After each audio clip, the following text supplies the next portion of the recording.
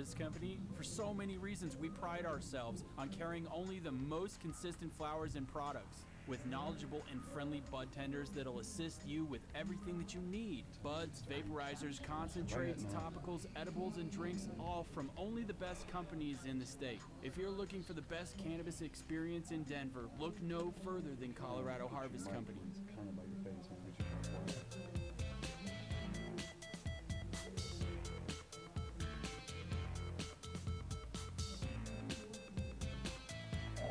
Hi guys, welcome to Altitude Paranormal Radio. Of course, I'm your host, Grayson McGraw, being brought to you at World Viral TV by Colorado Harvest Company. This is my co-host, Mackenzie Concher, sorry about that. And we're privileged to have Ryan Shaner, one of the investigators from Altitude Paranormal Group, with us tonight as well. How's it going, Ryan? Pretty good. Your first time with us? Are we good on his mic? We good?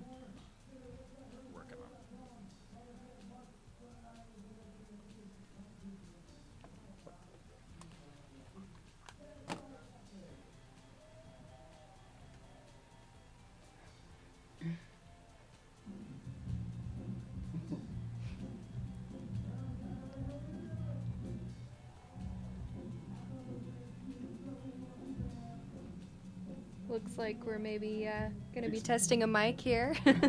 Awesome. Having a few technical difficulties. We good, Steve? Okay. Right on. Welcome back. So as I was saying, Mackenzie Concher, Grayson McGraw, and Ryan Shaner from Altitude Paranormal Group. Welcome, Ryan. Thank you. Thanks for tuning in, everyone. So I just want to recap. Our last show, of course, was about shadow people. If you haven't caught that episode, you can on Facebook, either at World Viral TV or at Altitude Paranormal Radio. And tonight we want to talk a little bit about the different types of spirits. We want to set up these first few shows with kind of educating you guys, with what our philosophies and ideologies are on some things. And we'll start with the different varieties of spirits. This was kind of Mackenzie's idea. I'll let you talk a little more about it, about how you set this up. So essentially, we're going to talk a little bit about the different types of entities. And when we did our last show on shadow figures, I thought it would be a good idea to discuss the different types of entities and what you might be experiencing in your home. A lot of people tend to, when they experience paranormal activity, tend to automatically think it's demonic or automatically think it's negative. So we just wanted to briefly touch on the different types of ghosts, spirits, poltergeists, there's demons, angels, whether those used to be human or if they are non-human, and just kind of talk about those and what those are so you could possibly identify those and know when it might be time to call in a paranormal investigation team or a demonologist. Hopefully not. That's pretty uncommon, right. But we wanted to clear that up a little bit for everyone. Right, absolutely. So we'll start with the most common and the most popular out there, especially with the TV shows out there right now, and that would be ghost, of course. And I guess by definition, so basically the way it works is all ghosts are spirits, but all spirits aren't ghosts. It's kind of a way to look at it. And ghosts, by definition, were once human. Of course, that's another way to look at it. So they weren't once in body as we are. For that reason, you can reason with them. You can talk to them. When we go on investigations, we treat them, as a friend. And a lot of times when we go into a place for the first time, I thank them for allowing us to go into their home or their establishment or whatever it is.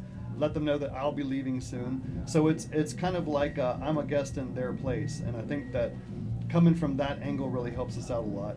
And it seems funny to talk to a ghost that way, but the sooner in an investigation as a paranormal investigator that you can realize that and treat them just as you would another human, the sooner that you'll start having success. Right. And, even just next door, we just went there last week to the Red Pine Motel, and we were just talking with them over the spirit box, and we got names. So that was pretty interesting. Sometimes you can get names of people or their ages or names of loved ones that they have that are still here. So definitely very, very human and sometimes easy to talk to. So. What I thought was really interesting about that night was you guys said that they said my name a couple of times, and I wasn't even in the room. I didn't even go Yep. in the room until after that, right? Yeah, Grayson had gone to the Red Pine Motel once before, and I think that one's posted too, right? Yes. On worldviral.tv. Yeah. And you can see that they were not very happy having all the guys there. Right. And so We were it was just the definitely not girls. It was welcome. myself and Marissa and Lisa that went in this time around. And we were talking with him and everything. And then I brought up Grayson's name, and I was like, so why were you so upset with him? Why were you so mad at him? And do you not like Grayson? And then they started saying his name. I think they said his name like 3 times. So I was like, Grayson, you should probably come in here. Right. Yeah, they did not like us there. Yeah, that first night. Of course, the energy was a lot different the second night when we sent the girls in first. And Yeah, I kinda when- expected that reaction. When we went in there, it was pretty mellow. We didn't feel anything that was negative, really. I mean, except for the cussing. They did cuss at us, and Right. yeah. And then Yeah. we asked if they were cussing at us, and they said, fuck yeah. So Right. Yeah, when we went in there, it was not we were not welcome for sure. Right? Not at all. What's that, Ryan? Well, first night was a full moon. So That's it's true. Completely different energy. That's true. It was, they did have more energy to work with. I'm not sure whether it was that or whether, again, when we go on investigations, you know how we do. First, we'll start out with, maybe a couple guys and a couple of girls, and hit a couple of different floors, that kind of thing, and see how that goes. See if we're getting activity or not. Then we'll mix the teams up. We'll have, a guy and a girl, and then sometimes, and so you just got to switch it up like that. And I think that by sending the girls in this time, that changed the energy. I really do. Well, I think also because there was 5 of us in there, 5 guys. So I think that also maybe had Right. something to do with it, especially with the male. Right, with the male stuff. spirit. yeah, it's interesting how the energy can shift depending on who's in the room. Sometimes you'll go into a room and nothing will happen, and then a certain person comes in and there'll be lots of activity. So people can influence that. I do think some people have higher energies than other people, and definitely male versus female. So, I mean, in age groups too. You think about the energy with like kids versus adults, sometimes that alters Right, what you might exactly. experience as well. Yeah. You can think of it like a battery. I mean, kids seem to have more energy. The newer the battery, the newer the kid, the more the energy. I mean, seriously, kids have more energy than, say, the elderly. And there's, there's a multitude of reasons, why people think that, kids experience more paranormal activities than adults. But I mean, that could be one. Their energy level, coupled with the fact that they haven't had the fear yet to completely shut that down, to shut down that possible intuition or ability. Right. Yeah. But that's for another day. So back to the ghost. So they were once in body. They were humans. Steve, everyone. Steve. What's happening? Hot mics. You have a hot mic. I'm turning you down a little bit. I'm turning Grayson up a little bit. Right on. Sorry, everyone. Technical difficulties. Hey, these things happen.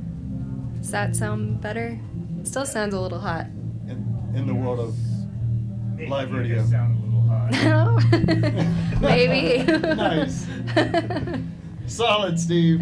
Well played. Let's pull you away.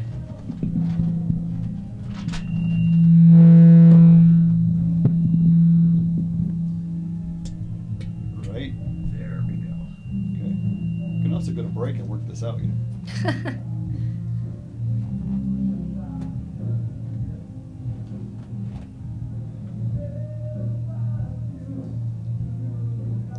How we doing, sir? We That good? sound better, hopefully. Still a little hot. A little bit hot, but Why we're don't working we on go it. to break and work this out, Steve? You got it. All right, everyone. So again, Altitude Paranormal Radio at World Viral TV, brought to you by Colorado Harvest Company. We're going to take a quick break. We'll come back. We'll get back to the spirits and get this all worked out. So thanks for hanging in. Thanks for your patience.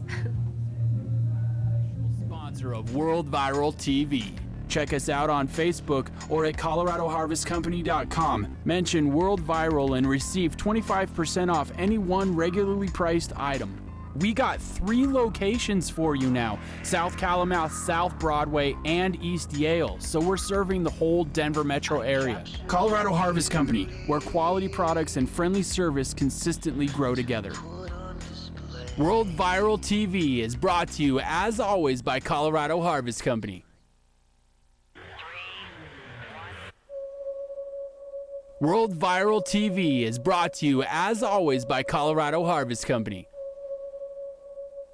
Colorado Harvest Company. People are coming from all over the world to check out Denver's growing cannabis industry.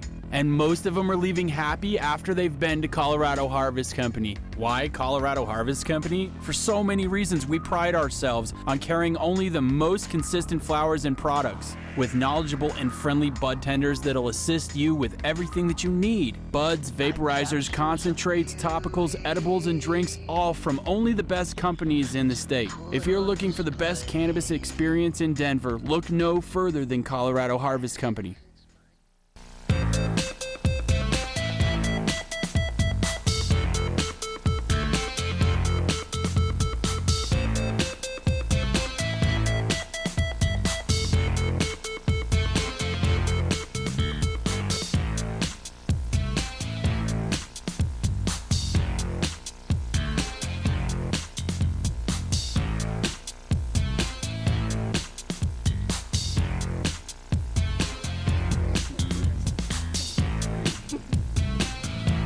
Something we can mention too, cold spots, temperatures. Yeah, and there's, okay, welcome back. Hope it all worked out. Good to go. Thanks for joining us. Ryan, you good? I'm Good to go? Yep. All right, you awake over there? Yep. All right, right on. So, we were talking about Ghost, and we talked about how, again, you want to just go ahead and talk to him just as you would if you were meeting anyone for the first time. You go into an abandoned house or a building or whatever it is, and you're wondering if someone's there. Just like you would if you were talking to a conscious person, just ask them, is there someone there that wants to speak with you? Give us a sign, kind of a thing, and you'd be amazed at how often they respond. Don't go in treating them like an it, Right. And I mean, I think a lot of people do that when they start investigating. Is we're going to go and find them and let's talk to it. And, Right. And they're not treating it as a human. To be very respectful. Right. whenever- Put yourself yeah. in their shoes. Yeah. I mean, that's it. Put yourself in their shoes. I mean, that's pretty much what I do and what I've always done. And Sometimes you have to kind of more or less like gain their respect. If you go in there calling them, it or whatever, they might not want to talk to you, might not want to communicate with you. Right. And with Ghost, I mean, the places we go, we think of the things that they would have done and things that they liked, and that's what we do. I mean, when we go to Red Ram, we always bring Edward Bainbridge oysters, we play poker, we drink whiskey, because that's the things he did. And, it's amazing. We actually sit there with the spirit box and had a poker game, with the dead man. I mean, he was laughing and giving us poker commands, again, all on YouTube. But amazing, and again, it's because we did the things that he likes, and so every time we go there, we do that. We play Yeah, poker. it's just it's finding a way to connect. Exactly, Mhm. right. You can look into, the theories as to why ghosts are even with us or around us, and investigate from that angle. And what I mean by that is a lot of people feel that they have unfinished business, so, you can go in and ask them, do you have unfinished business? Is there something I can help you with? Is there something you're trying to do? I never do the crossover angle, I'm going to help you cross over or Right. anything like that. And to be honest with you, in 6 years of actively investigating almost every weekend, I've never had that even come up in a conversation with a ghost. Literally, the ghosts that I've talked to, it's like us sitting down and having conversations, And sometimes they seem like they're content with where they're at, or Right. just they're fine with it, or they've accepted it, and it is how it is. And sometimes when I went down to the melting pot in Littleton, one of the spirits that came through, his name was Seth, and one of the investigators that still investigates still talks to him, and it's been like a couple years since we've been there. So it's pretty interesting. Sometimes I don't know if they necessarily want to cross over. Right, no, and that lends to what my theory is anyway, is that it's a choice for them, that all the Right. ones that we go and we talk to, that they choose to be there. Sometimes It's- they could be trapped too. Exactly. I think, it depends on, maybe how they passed away. If Sure. it was very sudden, Sure. sometimes they don't even realize maybe they passed away. So that's another thing, if you're getting into paranormal investigating, you have to be very sensitive of is they might not know that they've passed away, or who knows. There's lots of theories out there. They you know? usually don't like you to bring it up. A lot Yeah. of times, you ask them, if they want to talk about it. I know that when we're in the lumber baron mansion where the murders happen, they don't want to talk about the murders. Sometimes the conversation's going really well, and they want to bring up the murders. They'll tell me to fuck off and stuff. And so, Yeah. sometimes they don't even want to approach that. Through all the years that you've been going there. I think they just like to tell you that. I think so too. What's that? He What do you thinks say they with just this? they just like to tell you to fuck off. Well, that too. Right, that too. That's usually the common. Right. But the amazing thing about that, guys, is when we do record those, and I mean, they're out there, again, they're on YouTube under the Altitude Paranormal group. But the crazy thing about those, that's all coming through the spirit box, which is, just scanning frequencies. So there's no way fuck is coming over the radio. Right. I mean, aside from World Viral TV, you can't say fuck on the radio. So. Right now we just be beep. Right, beep. exactly, right. So that's awesome. And a lot of times at events, at public events, I mean, people are blown away at that, because, they're sitting there thinking that, maybe some of the answers that we're getting are coming through the radio until they start cussing and stuff. So. And sometimes different languages come through too, which is interesting. Right. Like right. I wouldn't expect that language to be on the radio right now. Sure. So yeah. Now, you talked about them being trapped. I'll tell you my own personal opinion on being trapped is that the only ones that I've ever encountered that I felt were trapped were suicides. Yeah. And I was thinking that. I do believe that suicides have to stay wherever they committed suicide at, and whether you tear that building down and build another building on top of it, the suicidal person's still there. You know how many times we've encountered that. Yep. I know that in my 6 years of actively investigating, every place that we've ever gone where a suicide happened, we were able to contact them 100% of the time. Wow. And especially, I mean, with regularity, the stage stop in Rollinsville, the gentleman that committed suicide in the basement during Prohibition, he was the bar owner, and losing so much money, he committed suicide. Then, of course, Prohibition ended. During those investigations, did you feel anything? Like, Oh, yeah. did you feel the sadness? Yeah, So I was gonna I'm say- glad you brought that up. That's another good way to tell what type of entity or what's going on in your household is how you feel when you walk in the room. Mhm. A lot of people don't think that they have psychic abilities or that they don't sense those things, but a lot of the times you do. If you just experience sadness for no reason and you Right. can't explain it, something might have happened. Right, exactly. That's a good point.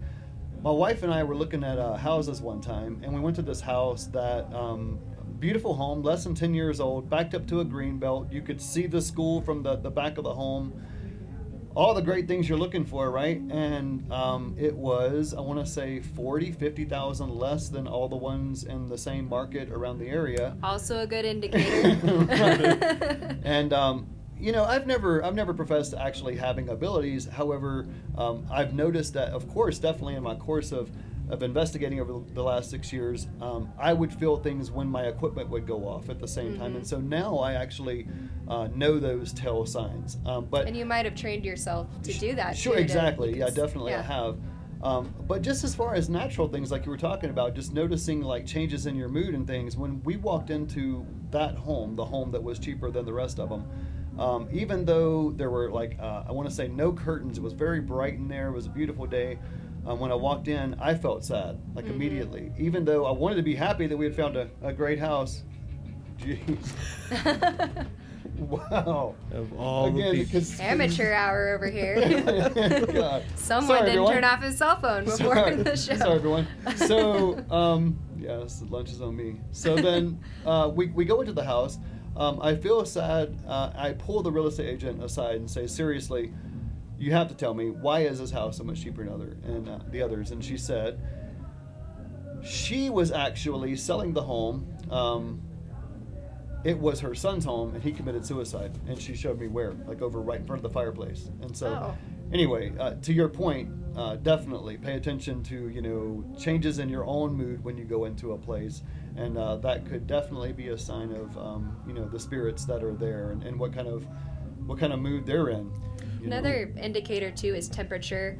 A lot of paranormal investigators will take something that will determine the temperature in the room, and there's something behind that. If you walk into a room and it's summer out and it's 90 degrees and all of a sudden there's this cold spot and there's not a window open or the air conditioning's not on or something like that, that's a good indicator too, is if there's a sudden very huge drop or spike in temperature.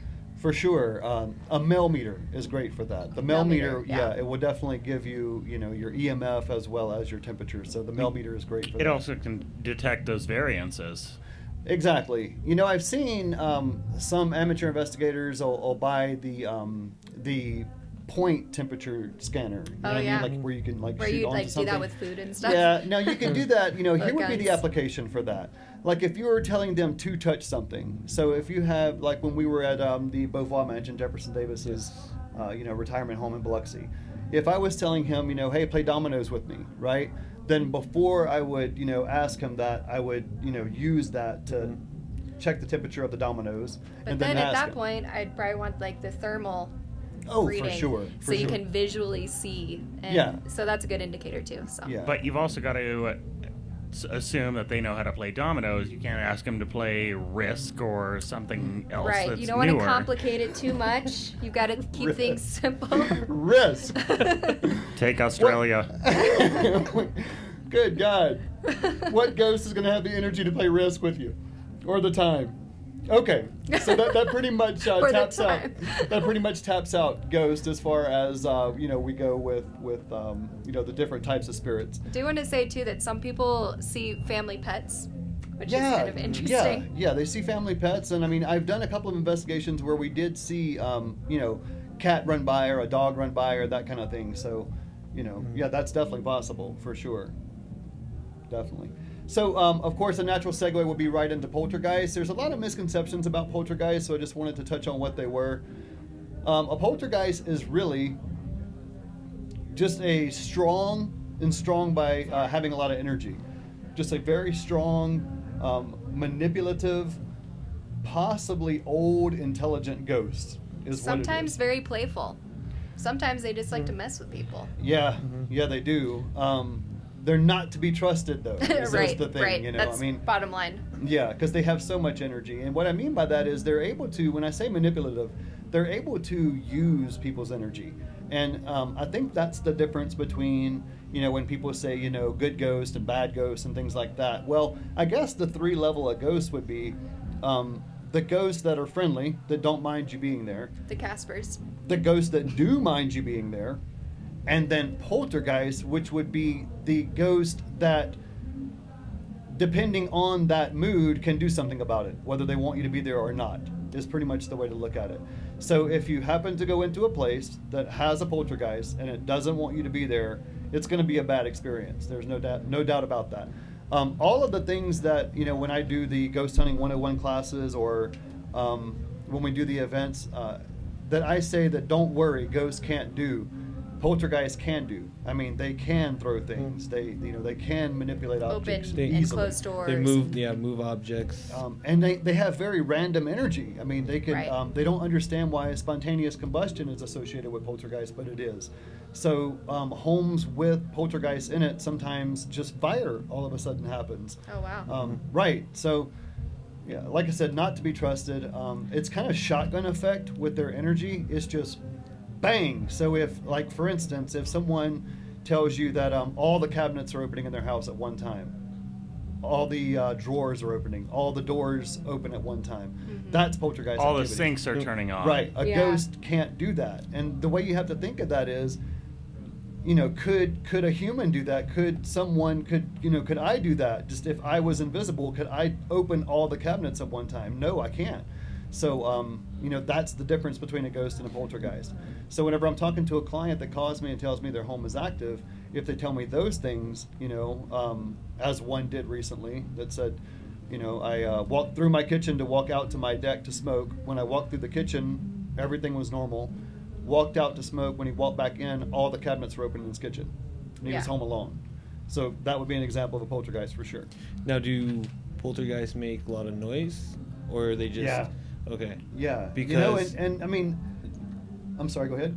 Because what I've learned is that poltergeist, translated in German, is noisy ghost. Exactly. Yeah. So yeah, they tend to make a lot of noise. Yeah, and it's that random energy. I mean, they can't like quietly do anything. I mean, they're if they're in the kitchen goofing around while you're trying to go to bed, I mean, it's going to literally sound like a madman is playing with the pans in your kitchen. So poltergeist are scary things. Now, a lot of what I've heard about poltergeist is that it's like something that is around children or people that are prepubescent or becoming prepubescent. Do you think that's... I'm glad you mentioned that. And so the whole reason for that is we were talking about them being manipulative and how they like to manipulate energy. Yes. They also are around handicapped people a lot. And the reason why is, unfortunately, handicapped people have a lot of pin-up energy. All of the same natural human urges that we have, they have. And unfortunately, they're not able to act on them. And so they have a lot of pin-up energy. And so poltergeists will use that. And they like to use that with handicapped people also, because they can't really They're explain easier to what's prey happening. on, Exactly. unfortunately. Yeah, they can't explain what's happening to them, and no one takes them seriously and that kind of thing. So if you look back, I mean, hundreds and hundreds of years into cases like that, they do, a lot of times seem to frequent, as Steve mentioned, teens, handicapped folks, and homes that were going through serious strife. Right. Divorce, Yeah. recent death in the family, Even lot of renovation. stress. I'm sorry? Even renovation. Yes. Right, what I've right. heard. That will bring out a lot of activity if there's Sure. construction on the house. If you notice activity after you put an addition on your house or refinish the basement or something. Mhm. Yeah. So, anyway, lost my train of thought there. Sorry, guys. We've talked about the ghosts. We talked about the poltergeist. Oh yeah, I'm sorry. The other thing with poltergeist is they were still humans. They are still a ghost. So that's important to remember. You can still relate to them. You can still reason with them. But understand, they can't be trusted because of how much energy they have. But however, we have been successful on investigations where all I asked was that it coexisted with the homeowner. I didn't ask it to Right. leave. I just asked it to coexist. Can you please coexist with them? And then things were okay. This most recent home that I was telling you about, where the guy went out to smoke and come back in and all the kitchen cabinets were open, that's exactly what I did at that home. We went just one time, we did one big session, and that's what I asked is, can you coexist? It responded positively, and then we've had good luck with it so far. So I think the homeowners Not that we did together responded positively as well. exactly, yeah. It seems that when we do go in and we ask them to respect the people that live there, that usually it'll kind of mellow out. Like, we don't really seem to have much issue afterwards. Were you at the mansion that we did in northern Colorado this year? No. That was a creepy one. So the lady said that something would crawl in bed with her and her husband Ooh. like 5 out of 7 nights for like the last 2 years. And she said it would wait for her husband to fall asleep, and he was like a really hard sleeper. And that once he was asleep, she could feel something crawl in bed between her and her husband. And it would even spoon with her. She said she would feel it touch her hair and everything. And That's creepy. yeah. So again, right. So again, we went there. That sounds like a succubus. We'll get to that in just a minute. So we went there, and we did an investigation, and it's basically just a conversation, introducing ourselves, asking them who they are, Setting boundaries. Yeah, and Not okay. Not okay to spoon with the homeowner. So that's what we did, and then again, success. I mean, all the report back from what we've heard from her, she said that everything's fine.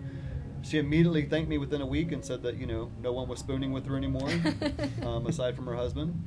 It's good. So It's good. right. All right, you guys want to do a quick break? Sure. All right. Why not? We'll Right be on, back. guys. See you on the other side.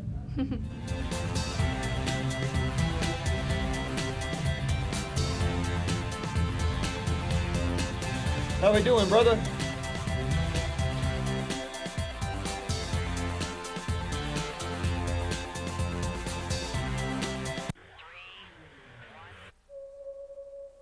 World Viral TV is brought to you, as always, by Colorado Harvest Company. Colorado Harvest Company. People are coming from all over the world to check out Denver's growing cannabis industry, and most of them are leaving happy after they've been to Colorado. Why Colorado Harvest Company? For so many reasons. We pride ourselves on carrying only the most consistent flowers and products, with knowledgeable and friendly bud tenders that'll assist you with everything that you need. Buds, vaporizers, concentrates, topicals, edibles, and drinks, all from only the best companies in the state. If you're looking for the best cannabis experience in Denver, look no further than Colorado Harvest Company. Colorado Harvest Company is the official sponsor of World Viral TV. Check us out on Facebook or at coloradoharvestcompany.com. Mention World Viral and receive 25% off any one regularly priced item. We got 3 locations for you now: South Calamouth, South Broadway, and East Yale, so we're serving the whole Denver metro area. Colorado Harvest Company, where quality products and friendly service consistently grow together. World Viral TV is brought to you, as always, by Colorado Harvest Company. World Viral TV is brought to you, as always, by Colorado Harvest Company. Colorado Harvest Company.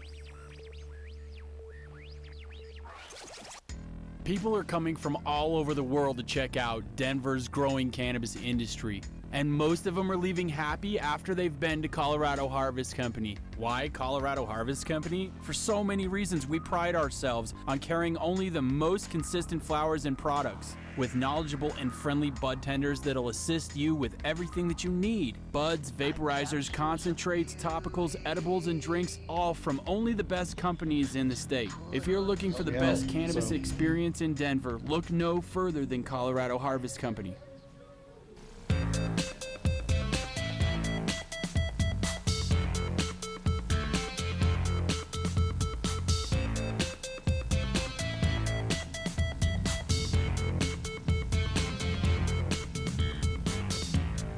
Welcome back, guys. Grayson with Altitude Paranormal Radio. This is Mackenzie Concher. Hi. And Ryan Shaner. So we were talking about ghost and poltergeist so far, trying to cover the different types of spirits for you guys. We pretty much exhausted everything with poltergeist. Pretty nasty things. Kind of tough to deal with. Like I said, I would try, having a conversation and, just ask them to set some boundaries. I mean, you set the boundaries, ask them to honor those boundaries and parameters, that you set. And if Hopefully they don't, coexist. yeah, hopefully coexist. If not, then give an experienced, with references, paranormal team a call to help you out. Which would bring us, we're getting from the, from the friendly to the nasty, which would bring Right. us to the nastier on the line there, which would be demons, of course. I'll go ahead and say, right off the top that, we are a ghost hunting group. I mean, that's what we do, and that's what I've always done. Been a paranormal researcher for, a couple of decades now, since high school, and I understand demons. I understand a lot about them. I know that they're extremely dangerous, and that's why I stay away from them. I do have a family to worry about, and so when I got into this, 6 years ago and decided to go actively investigating, I made the conscious decision that I wasn't going to deal with demons. You've really got to be prepared and know your stuff if you're handling. For sure. And I would have never got into this field to start with if I hadn't been a researcher already, and completely understood the differences between demons and ghosts. What you were going into. Right. Because it's so dangerous to deal with demons. You don't want to accidentally run into one. And so when you're talking to someone, if you're going to take a case, you need to understand, what those red flags are, before you walk into a really bad situation that could affect you for the rest of your life, your family's life, and on and on. So I think that's a problem that a lot of the TV shows present is that they try to present everything as either a demon. Mm-hmm. Right. They hype Right. things up and it gets people interested, but that's one of the main points that we wanted to make on the show today is that most likely you're not going to come in contact with that. It's very rare. You might experience something that's negative, but most of the time it's not going to be a demon or demonic. Sure. We talked about, how there can be not necessarily bad ghosts, but ghosts that just don't want you around, Like I said, I've been told fuck off plenty of times. It's just basically, just another person that just doesn't want you around telling you to fuck off. That's not a demon. And they might think that that's their space. Right. And they've inhabited it for a very long time, so why Right. are you in their space? Exactly. Yeah, who knows how long they've been in that one location. So Right. if somebody comes in, they might not want to share that space. That's where you gain that respect part. Right. But if they are something that's not nice, they're going to let you know. For sure. Yeah, For they sure. will. Now, demons are completely, different. They're absolutely different. Now Not human. Not human Right. whatsoever. They're a And spirit. have never had a human form. Never had a Right. human form. Completely different energy. And, depending on what your religious beliefs are, I'm just going to say this. I don't care what your religious beliefs are, demons are real. So despite what your religious beliefs are as far as how to deal with those, being real and what their origins are and those kinds of things, never mind all that. I'm not going to, sit here and judge you for that or try to change your opinion of what their origins are. We're just going to talk about characteristics of them Right. that you would deal with on a paranormal investigation and what to look out for. So, first of all, demons are old. They're very old. And it's Right. important to understand that because, we know as humans that as we get older, we get wiser, right? And, there's a streetwise person, there's no way that you can manipulate them, right? Right. If you're a kid and you're trying to talk to a streetwise adult, there's no way. They're going to get over on you every time. If you're dealing with a demon, you're dealing with something that's been around for possibly thousands of years, and so you have to understand that. And it's evidenced in the dealings with them. It's not just something that we think. This is documented absolute evidence as far as them being thousands of years old. We were talking before the show tonight about Aramaic, and Right. that's one of the ways that you can tell that they are A thousands language of years that old. doesn't really exist anymore. Absolutely Yeah. archaic. And so, the thing with that is Aramaic is believed to be the language that Jesus spoke in his day. And so the reason why demons seem to use it, and especially during exorcisms, is to intimidate the priest or the religious leader and show them that they can actually speak their God's language even though the priest can't, because it's such an archaic language. Aramaic is the origin for Arabic and Latin and Hebrew, and so Well, it's also been stated that they are all fallen angels who Exactly. followed Lucifer. right. And that's one theory. Right. So it's an intimidation tool for sure. It's something kind of to validate that, to the priest or the religious leader. Do you know who you're dealing with? Look, Right. I know all this. I have this knowledge, and you don't. And a lot of times it works. Right. If you ever want to read some terrifying stories, read about true exorcisms, and it is. I've Terrifying. Yeah, I've had some of the worst nightmares I've ever had while researching demons and reading those books. But it's important to know, and so a lot of times when I see amateur paranormal teams pop up, and I know they're taking every investigation they can just to get out and investigate, it's one of the first things that come to mind for me is when they run into one, when they actually do go out and run into a demon, it changes everything. Right. A lot of times people get out of the business, it's not a good experience. We were talking earlier that, about whether or not I had run into demons before, and I have on a couple of investigations. I had one where the client had already moved out of the location, and basically she was trying to get out of her lease, and she was a single mom. She had a 6-year-old, and so she said, can you go back in there? And the leasing company told her that if she could prove that it was haunted, they would let her out of her lease, and she still had 2 months left that she had already paid. So I should have known when I showed up and she wouldn't go in with me. I showed up and she just Pretty handed good me the indicator. key. She's like, here it is, it's right there. And I said, you're not going to go in and show me around? She said, hell no. And so I went in, and this was in my first year. I was one of those guys that was just taking any investigation. And, again, that was my first lesson. It was bad. It was really bad. And I had a friend that went with me that night that thought he wanted to join Altitude Paranormal, and then after that night he quit. He never came back. It was his first night. All he did was follow me around with the camera that night, and he quit. Yeah. Why would you say he quit? Why did he quit? Yeah. Like what kind of things happened on the investigation? Yeah. Well, for one thing, the creepiest thing that happened was the biggest experience that happened. I was on a landing, where the stairs went up and then turned back the other way, and there was a landing. And we had been going up and down there all night, and nothing had happened. We had our K2 meters and Mel meters and everything, and no reaction whatsoever. And about 3/4 through the investigation, we're coming down, and everything goes crazy. And Okay, you got to elaborate on that. Everything goes crazy. yeah, like everything lights up and turns to red. So I turned around and looked at him, and I said, and I verified with him. I said, hey, did this happen earlier when we walked through here? And he said no. And so, right about that time, I felt like somebody just dropped something on my head, like a blanket. It's hard to explain, but it felt like cobwebs. So if you ever had that Ew. feeling on an investigation or in a haunted location where it feels like you're walking through cobwebs, but you're not. That's what Horrible. it felt like. And a lot of times you feel that when you're walking through a spirit. So Right. whatever it was, I think dropped on me, from the top. So it was during that time that on our way home, and he was pretty shaken up because it was his first investigation ever. He told me that when he was trying to film me, that when he would turn toward me, it felt really hot. He said, like, the only thing he could relate it to was if you're out in the cold and you turn toward a bonfire and you can feel the heat of it, and if you turn away from it, you can't feel the heat of it. And he said it freaked him out really bad. And then he had just got a new iPhone, and his iPhone never worked again. He had just got it like 2 days before, and he said he woke up the next day and it never worked again. And so, You can just blame Apple. right.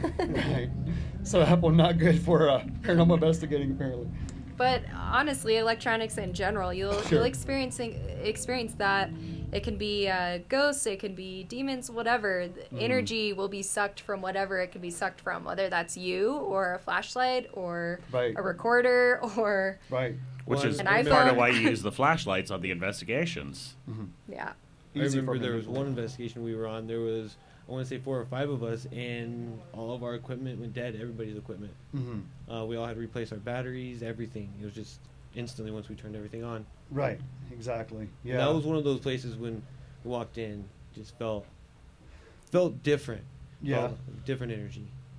Well, I know one of the first investigations I ever did, ever, with Altitude Paranormal Group, we were happy to go, and it was just this little abandoned farmhouse, right? Just kind of remains of a house. And somebody told me it was haunted. Somebody told me they had an experience there one day. There's kind of a hiking trail nearby, and they said they were hiking by it, and they had seen a little girl running around the house, and then when they walked over there, she was gone. And so I said, well, this would be cool. It was literally one of APG's first investigations.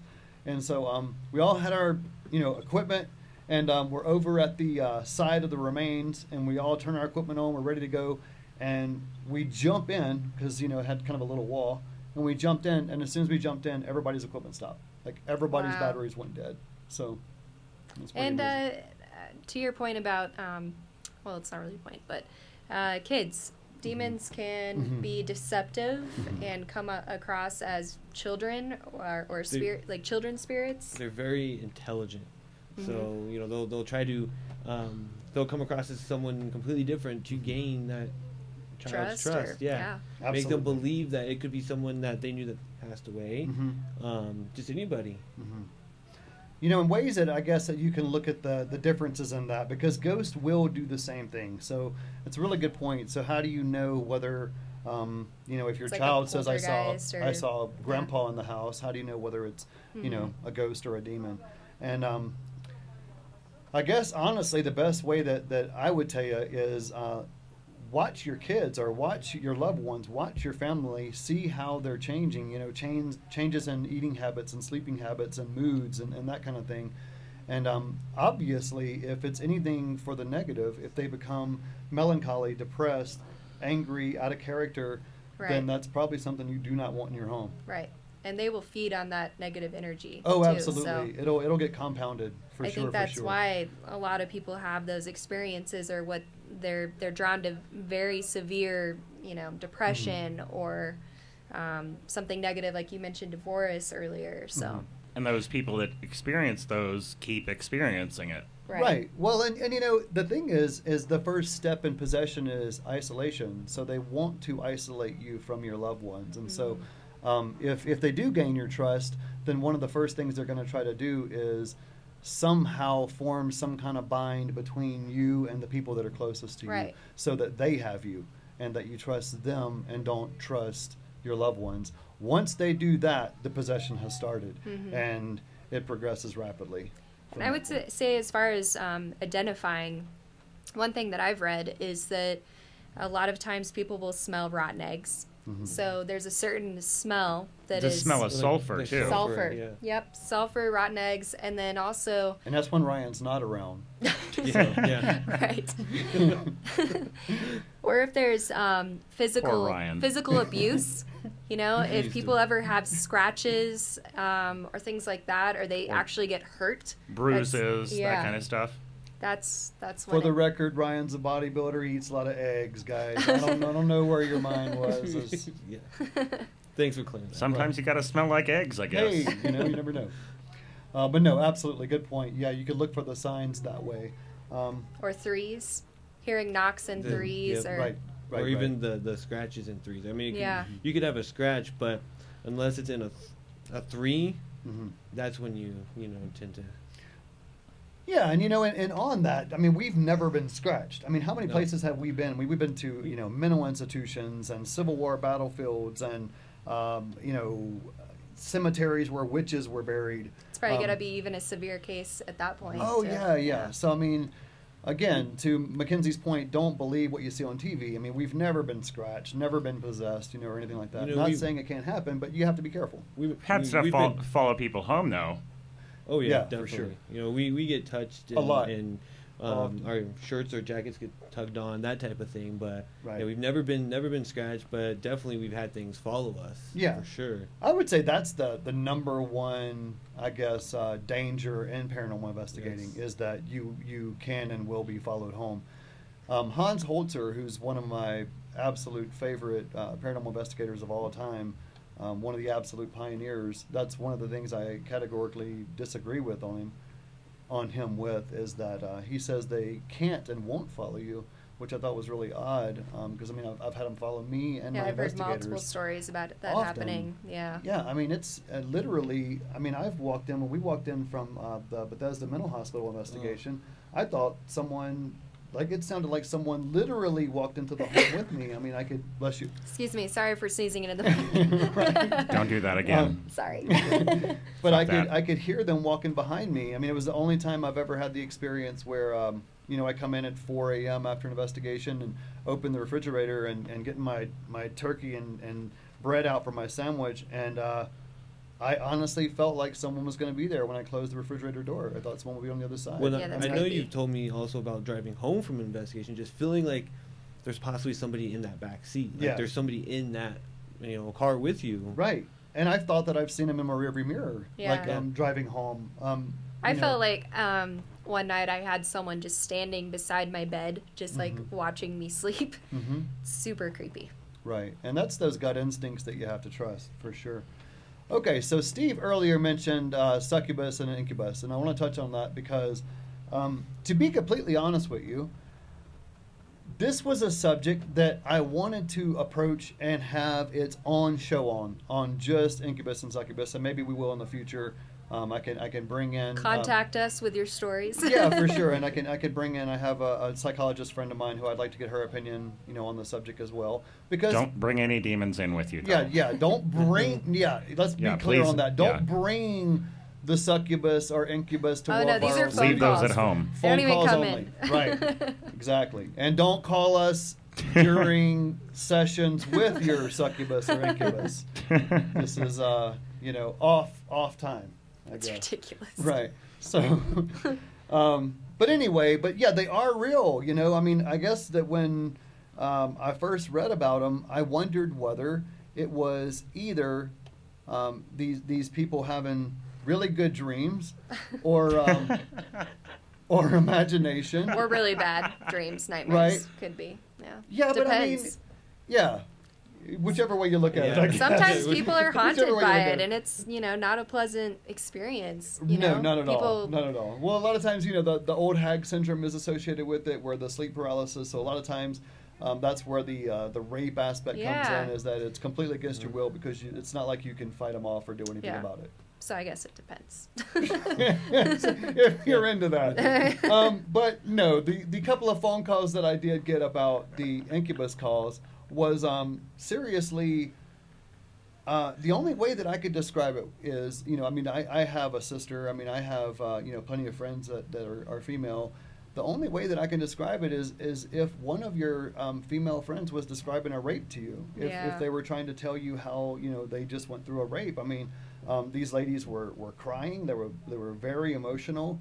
And I absolutely believed them. Whereas before that, I thought that there was a possibility that it was a psychological problem or some kind of issue. No, I absolutely believe them. I even, without going into detail, I even asked them, did they know they were awake? Were they absolutely positively Right. sure they were awake? Right. And they said yes. And they talked about how even it affected, their husband that was in the bed with them while it was Oh, going wow. on and things like that. And it's just very, very disturbing. Some of the most disturbing stuff I've ever heard. And it was, like I said, the only way that I can describe it is it was a rape for sure with both of the women. Right, it's unwanted. Yeah, that's terrible. Right. And, very violent. So incubus and succubus, and of course, for those that don't know, the succubus is the female demon and the incubus is the male. So again, if you are having experience in anything like that, get in touch with an experienced, knowledgeable, referenced paranormal team, and get some help out with that for sure. So let's end on a positive note. Yeah, what else do you want to talk about still, Grayson? We got about 9 minutes going. 9 minutes. Let's talk about angels. Angels, yes, for I sure. like that. That's a good start. Right? Well, it's Good ending. it's the It's a whole good ending. It's the whole yin and the yang, right? So where there's good, there's bad, and that is absolutely the It's two truth. sides of the same coin. Right. Absolutely, for sure. So I definitely believe in angels, and again, just like I didn't go into or judge you for your belief in demons, I won't judge you for your belief or disbelief in angels. All I'll tell you is that if you want to study angels, if you want to research angels, I would recommend reading up on them. The stories are astounding. And just like with anything else, the best stories, the best way to form a judgment is talk to those you know, talk to those closest to you. And A lot of people won't open up about paranormal Right. experiences unless you bring it up first. Well, also the description of angels varies widely between religions. It goes from everything from being a terrifying experience to a very calming experience. right. I'll give you a couple of quick stories of what I consider experiences with angels and encounters with angels, and let you form your own opinion of that. I know someone that was on their way to work one morning in a hellacious hurry, and as they made a couple of turns on a country road trying to get to the highway, what he called a bum, a homeless person, was running up the side of kind of the overpass. The hill there on the overpass was running up it. And he mentioned that he had kind of a bag over his shoulder, with his belongings in it. Kind of like a hobo bag. Exactly. And, very haggard individual, very, very, climb out the dumpster, dirty looking, was running up the hill, and it caught his eye as he was running up the hill. And so much so that he thought, if he doesn't stop, he's going to run, right out in front of my truck. So he slowed down, and sure enough, the guy runs right out in front of his truck and drops all of his things, all of his belongings in the street. So the guy stops in the truck, and remember, he's going to be late for work, so he's in a huge hurry. So he lays on the horn and everything, move, got to get to work. I think he said he had like 10 minutes to make it 20 miles or something crazy like that, right? So as he's doing this, and as he's blowing the horn and being impatient and everything with this guy, he said the guy looks at him and just has the most pleasant smile, the most just absolute, full of joy, couldn't be in a better place smile. And it confused the guy, that was blowing the horn. He stopped blowing the horn, and he's like, man, just move, And he said then even after the guy picked up his stuff, he just stood there in his way looking at him, just smiling really big. And the guy's like, move out the way. I have to get to work, And he said finally the guy turns and slowly walks off the street. He punches the truck, goes over the overpass to get on the on-ramp.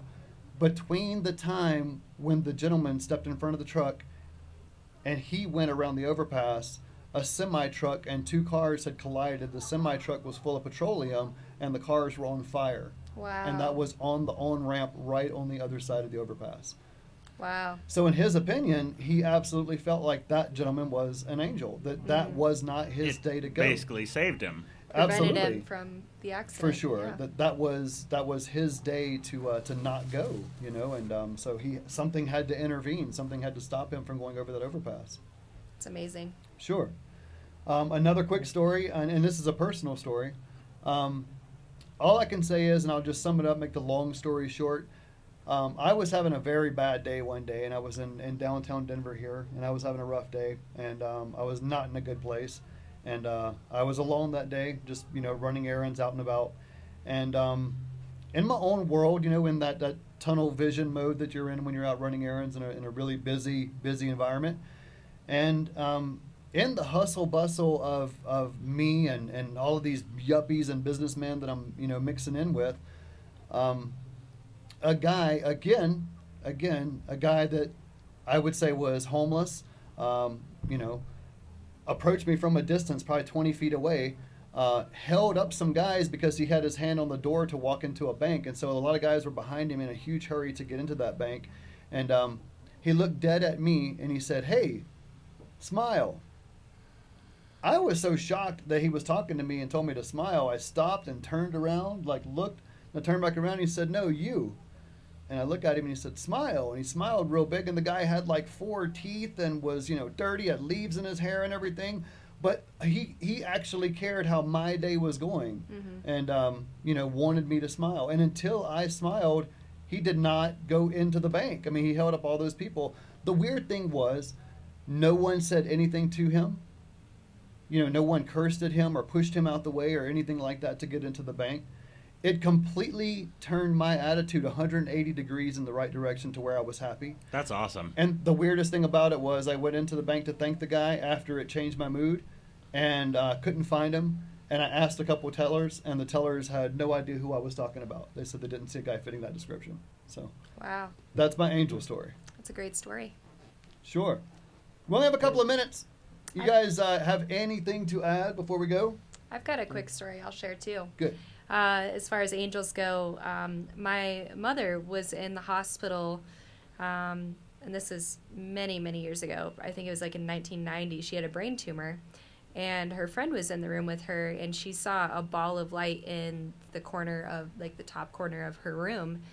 And essentially, I don't know if she heard it or heard it in her head, how it happened, but she was essentially asked if she wanted to stay or go. And she said that she wanted to stay and raise her kids. And at the end, after the light went away, she asked her friend and said, what was that? What? And her friend said, "That's your guardian angel." Wow. And I just, that story's always just stuck with me. I'm just Sure. how crazy is that Sure. to feel that or to see that, or, I don't know. I thought it was pretty amazing. That's another interesting topic to research is near-death experiences and hospital stories and caretaker stories and things like that, because when people are close to death, there's a lot of really neat things that go on with angels and spirits and things. So I guess we should plug our next show too. yeah, absolutely. You wanted to we want to do one on dreams and the correlation of dreams to conscious life, spirit visiting us, in the Yes. dreams. Anything you want to add to that?